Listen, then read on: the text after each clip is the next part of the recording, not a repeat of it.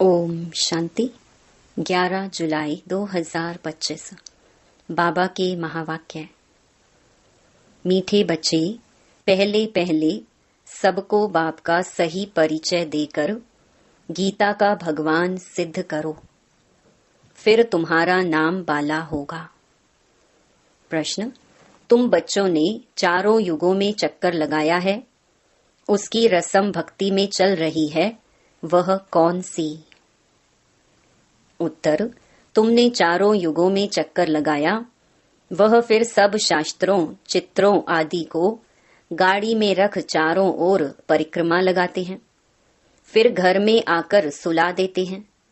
तुम ब्राह्मण, देवता, क्षत्रिय बनते। इस चक्कर के बदले उन्होंने परिक्रमा दिलाना शुरू किया है। यह भी रस्म है। ओम शांति।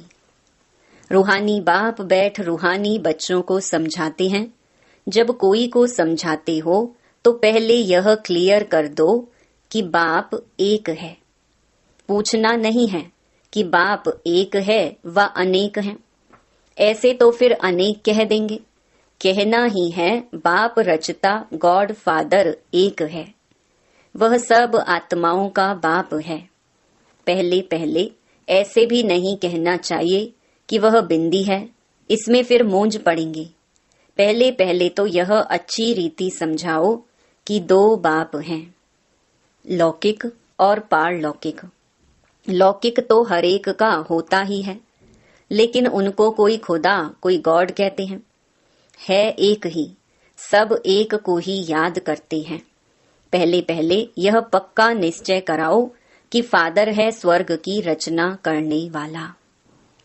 वह यहाँ आएंगे स्वर्ग का मालिक बनाने, जिसको शिव जयंती भी कहते हैं।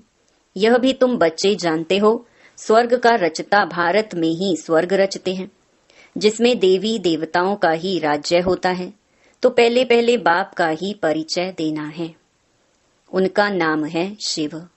गीता में भगवानुवाच है ना, पहले पहले तो यह निश्चय कराए लिखा लेना चाहिए। गीता में है भगवानुवाच, मैं तुमको राजयोग सिखाता हूँ, अर्थात नर से नारायण बनाता हूँ। यह कौन बना सकते हैं? जरूर समझाना पड़े। भगवान कौन है, फिर यह भी समझाना होता है। सतयुग में पहले नंबर में जो लक्ष्मी नारायण हैं, जरूर वही 84 जन्म लेते होंगे। पीछे और धर्म वाले आते हैं, उन्हों के इतने जन्म हो ना सके। पहले आने वालों के ही 84 जन्म होते हैं। सतयुग में तो कुछ सीखते नहीं हैं, जरूर संगम पर ही सीखते होंगे। तो पहले पहले बाप का परिचय देना है। जैसे आत्मा देखने में नहीं आती है, समझ सकते हैं, वैसे परमात्मा को भी देख नहीं सकते। बुद्धि से समझते हैं, वह हम आत्माओं का बाप है। उनको कहा जाता है परम आत्मा। वह सदैव पावन है। उनको आकर पतित दुनिया को पावन बनाना होता है। तो पहले बाप एक है, यह सिद्ध कर बताने से गीता का भगवान श्री कृष्ण नहीं है, वह भी सिद्ध हो जाएगा। तुम बच्चों को सिद्ध कर बताना है। एक बाप को ही ट्रुथ कहा जाता है। बाकी कर्म कांड व तीर्थ आदि की बातें सब भक्ति के शास्त्रों में हैं। ज्ञान में तो इनका कोई वर्णन ही नहीं है। यहाँ कोई शास्त्र नहीं, बाप आकर सारा राज समझाते हैं। पहले पहले तुम बच्चे इस बात पर जीत पाएंगे कि भगवान एक निराकार है, ना कि साकार। परमपिता परमात्मा शिव भगवानुवाच, ज्ञान का सागर सबका बाप वह है। श्री कृष्ण तो सबका बाप हो नहीं सकता। वह किसी को कह नहीं सकता कि देह के सब धर्म छोड़ माँ मेकम याद करो। है बहुत सहज बात, परंतु मनुष्य शास्त्र आदि पढ़कर भक्ति में पक्के हो गए हैं। आजकल शास्त्रों आदि को गाड़ी में रख परिक्रमा देते हैं, चित्रों को, ग्रंथ को भी परिक्रमा दिलाते हैं, फिर घर ले आकर सुलाते हैं। अभी तुम बच्चे जानते हो, हम देवता से क्षत्रिय, वैश्य, शूद्र बनते हैं। यह चक्कर लगाते हैं। चक्कर के बदले वह फिर परिक्रमा दिलाकर घर में जाए रखते हैं। उन्हों का एक मुकर्रर दिन रहता है। जब परिक्रमा दिलाते हैं तो पहले पहले यह सिद्ध कर बताना है कि श्री कृष्ण भगवानुवाच नहीं परंतु शिव भगवानुवाच है। शिव ही पुनर्जन्म रहित है। वह आते जरूर हैं परंतु उनका दिव्य जन्म है।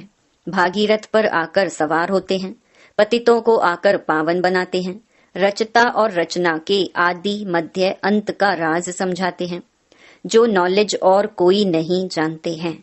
बाप को आपे ही आकर अपना परिचय देना है। मुख्य बात है ही बाप के परिचय की। वही गीता का भगवान है। यह तुम सिद्ध कर बताएंगे तो तुम्हारा नाम बहुत बाला हो जाएगा। तो ऐसा पर्चा बनाकर उसमें चित्र आदि भी लगाकर फिर एरोप्लेन से गिराने चाहिए। बाप मुख्य मुख्य बातें समझाते रहते हैं। तुम्हारी मुख्य एक बात में जीत हुई तो बस तुमने जीत पाई। इसमें तुम्हारा नाम बहुत बाला हुआ है। इसमें कोई खिटपिट नहीं करेंगे। यह बड़ी क्लियर बात है। बाप कहते हैं, मैं सर्वव्यापी कैसे हो सकता हूँ? मैं तो आकर बच्चों को नॉलेज सुनाता हूँ। पुकारते भी हैं, आकर पावन बनाओ, रचता और रचना का ज्ञान सुनाओ। महिमा भी बाप की अलग, श्री कृष्ण की अलग है। ऐसे नहीं शिव बाबा आकर फिर श्री कृष्ण व नारायण बनते हैं, 84 जन्मों में आते हैं। नहीं, तुम्हारी बुद्धि सारी यह बातें समझाने में लगी रहनी चाहिए। मुख्य है ही गीता। भगवानुवाच है तो जरूर भगवान का मुख चाहिए ना। भगवान तो है निराकार। आत्मा मुख बिगर बोले कैसे? तब कहते हैं, मैं साधारण तन का आधार लेता हूँ। जो पहले लक्ष्मी नारायण बनते हैं वही 84 जन्म लेते लेते पिछाड़ी में आते हैं तो फिर उनके ही तन में आते हैं। श्री कृष्ण के बहुत जन्मों के अंत में आते हैं। ऐसे ऐसे विचार सागर मंथन करो कि कैसे किसको समझाएं। एक ही बात से तुम्हारा नाम बाला हो जाएगा। रचता बाप का सबको मालूम पड़ जाएगा। फिर तुम्हारे पास बहुत आएंगे, तुमको बुलाएंगे कि यहाँ आकर भाषण करो। इसीलिए पहले पहले अल्फ सिद्ध कर समझाओ। तुम बच्चे जानते हो, बाबा से हम स्वर्ग का वर्षा ले रहे हैं। बाबा हर 5000 वर्ष बाद भारत में ही भाग्यशाली रथ पर आते हैं। यह है सौभाग्यशाली जिस रथ में भगवान आकर बैठते हैं। कोई कम है क्या? भगवान इनमें बैठ बच्चों को समझाते हैं कि मैं बहुत जन्मों के अंत में इसमें प्रवेश करता हूँ। श्री कृष्ण की आत्मा का रथ है ना, वह खुद श्री कृष्ण तो नहीं है, बहुत जन्मों के अंत का है। हर जन्म में फीचर्स, ऑक्यूपेशन आदि बदलता रहता है। बहुत जन्मों के अंत में जिसमें प्रवेश करता हूँ वह फिर श्री कृष्ण बनते हैं। आते हैं संगम युग में। हम भी बाप का बनकर बाप से वर्षा लेते हैं। बाप पढ़ाकर साथ ले जाते हैं और कोई तकलीफ की बात नहीं। बाप सिर्फ कहते हैं, माँ मेकम याद करो। तो यह अच्छी रीति विचार करना चाहिए कि कैसे कैसे लिखें। यही मुख्य मिस्टेक है, जिस कारण ही भारत अनराइटियस, इररिलीजियस, इंसॉल्वेंट बना है। बाप फिर आकर राजयोग सिखलाते हैं, भारत को राइटियस, सॉल्वेंट बनाते हैं, सारी दुनिया को राइटियस बनाते हैं। उस समय सारे विश्व के मालिक तुम ही हो। कहते हैं ना, wish you long life and prosperity. बाबा आशीर्वाद नहीं देते हैं कि सदा जीते रहो। यह साधु लोग कहते हैं अमर रहो। तुम बच्चे समझते हो अमर तो जरूर अमरपुरी में होंगे, मृत्यु लोक में फिर अमर कैसे कहेंगे? तो बच्चे जब मीटिंग आदि करते हैं तो बाप से राय पूछते हैं। बाबा एडवांस राय देते हैं, सब अपनी अपनी राय लिख भेजें, फिर भल इकट्ठे भी हो। राय तो मुरली में लिखने से सबके पास पहुंच सकती है। 2-3 हजार खर्चा बच जाए। इन 2-3 हजार से तो 2-3 सेंटर खोल सकते हैं। गांव गांव में जाना चाहिए चित्र आदि लेकर। तुम बच्चों का जास्ती इंटरेस्ट सूक्ष्म वतन की बातों में नहीं होना चाहिए। ब्रह्मा विष्णु शंकर आदि चित्र हैं तो इस पर थोड़ा समझाया जाता है। इन्हों का बीच में थोड़ा पार्ट है। तुम जाते हो मिलते हो, बाकी और कुछ है नहीं, इसीलिए इसमें जास्ती इंटरेस्ट नहीं लिया जाता है। यहाँ आत्मा को बुलाया जाता है, उनको दिखाते हैं। कोई कोई आकर रोते भी हैं, कोई प्रेम से मिलते हैं, कोई दुख के आंसू बहाते हैं। यह सब ड्रामा में पार्ट है, जिसको चिट चैट कही जाए। वो लोग तो ब्राह्मण में कोई की आत्मा को बुलाते हैं, फिर उनको कपड़ा आदि पहनाएंगे।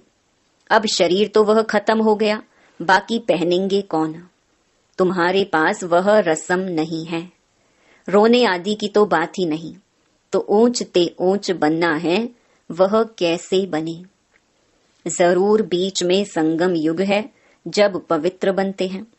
तुम एक बात सिद्ध करेंगे तो कहेंगे यह तो बिल्कुल ठीक बताते हैं। भगवान कभी झूठ थोड़े ही बता सकते हैं। फिर बहुतों का प्यार भी होगा, बहुत आएंगे। समय पर बच्चों को सब पॉइंट्स भी मिलती रहती हैं। पिछाड़ी में क्या क्या होना है वह भी देखेंगे। लड़ाई लगेगी, बॉम्ब्स छूटेंगे।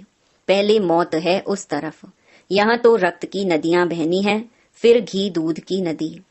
पहले पहले धुआं विलायत से निकलेगा, डर भी वहां है। कितने बड़े बड़े बॉम्ब्स बनाते हैं, क्या क्या उसमें डालते हैं, जो एकदम शहर को खलास कर देते हैं। यह भी बताना है किसने स्वर्ग की राजाई स्थापन की। हेवनली गॉड फादर जरूर संगम पर ही आते हैं। तुम जानते हो अभी संगम है। तुमको मुख्य बात समझाई जाती है बाप के याद की, जिससे ही पाप कटेंगे। भगवान जब आया था तो कहा था माँ मेकम याद करो तो तुम सतो प्रधान बन जाएंगे, मुक्ति धाम में जाएंगे। फिर पहले से लेकर चक्कर रिपीट होगा। डेइटिज्म, इस्लामिज्म, बुद्धिज्म आदि आदि। तुम स्टूडेंट की बुद्धि में ये सारी नॉलेज होनी चाहिए ना। खुशी रहती है हम कितनी कमाई करते हैं। यह अमर कथा अमर बाबा तुमको सुनाते हैं। तुम्हारे अनेक नाम रख दिए हैं। मुख्य पहले पहले डेइटिज्म, फिर सबकी वृद्धि होते होते झाड़ बढ़ता जाता है। अनेकानेक धर्म, अनेक मतें हो जाती हैं। यह एक धर्म एक श्रीमत से स्थापन होता है, द्वैत की बात नहीं। यह रूहानी नॉलेज रूहानी बाप बैठ समझाते हैं। तुम बच्चों को खुशी में भी रहना चाहिए। तुम जानते हो बाप हमको पढ़ाते हैं, तुम अनुभव से कहते हो, तो यह शुद्ध अहंकार रहना चाहिए कि भगवान हमको पढ़ा रहे हैं। और क्या चाहिए? जबकि हम विश्व के मालिक बनते हैं तो खुशी क्यों नहीं रहती? या निश्चय में कहाँ संशय है? बाप में संशय नहीं लाना चाहिए। माया संशय में लाकर भुला देती है। बाबा ने समझाया है माया आंखों द्वारा बहुत धोखा देती है। अच्छी चीज देखेंगे तो दिल बित बित करेगी खाएं। आंखों से देखते हैं तब क्रोध आता है मारने लिए।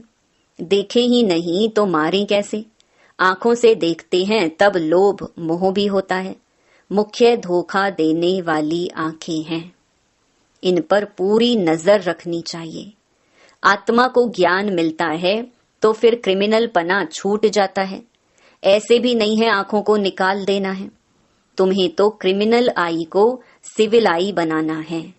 अच्छा, मीठे मीठे सिकिलधे बच्चों प्रति मात पिता बाप दादा का याद प्यार और गुड मॉर्निंग। रूहानी बाप की रूहानी बच्चों को नमस्ते। धारणा के लिए मुख्य सार। पहला, सदा इसी नशे व खुशी में रहना है कि हमको भगवान पढ़ाते हैं। किसी भी बात में संशय बुद्धि नहीं होना है। शुद्ध अहंकार रखना है। दूसरा, सूक्ष्म वतन की बातों में ज्यादा इंटरेस्ट नहीं रखना है। आत्मा को सतो प्रधान बनाने का पूरा पूरा पुरुषार्थ करना है। आपस में राय कर सबको बाप की सही पहचान देनी है। वरदान, पास विद ऑनर बनने के लिए पुरुषार्थ की गति तीव्र और ब्रेक पावरफुल रखने वाले यथार्थ योगी भव। वर्तमान समय के प्रमाण पुरुषार्थ की गति तीव्र और ब्रेक पावरफुल चाहिए, तब अंत में पास विद ऑनर बन सकेंगे, क्योंकि उस समय की परिस्थितियां बुद्धि में अनेक संकल्प लाने वाली होंगी। उस समय सब संकल्पों से परे एक संकल्प में स्थित होने का अभ्यास चाहिए। जिस समय विस्तार में बिखरी हुई बुद्धि हो, उस समय स्टॉप करने की प्रैक्टिस चाहिए। स्टॉप करना और होना, जितना समय चाहे उतना समय बुद्धि को एक संकल्प में स्थित कर लें। यही है यथार्थ योग। स्लोगन: आप ओबीडिएंट सर्वेंट हो, इसीलिए अलमस्त नहीं हो सकते। सर्वेंट माना सदा सेवा पर उपस्थित। अव्यक्त इशारे: संकल्पों की शक्ति जमा कर श्रेष्ठ सेवा के निमित्त बनो। जैसे इंजेक्शन के द्वारा ब्लड में शक्ति भर देते हैं, ऐसे आपका श्रेष्ठ संकल्प इंजेक्शन का काम करेगा। संकल्प द्वारा संकल्प में शक्ति आ जाए। अभी इस सेवा की बहुत आवश्यकता है। स्वयं की सेफ्टी के लिए भी शुभ और श्रेष्ठ संकल्प की शक्ति और निर्भयता की शक्ति जमा करो, तब ही अंत सुहाना और बेहद के कार्य में सहयोगी बन बेहद के विश्व के राज्य अधिकारी बन सकेंगे। अच्छा, ओम शांति।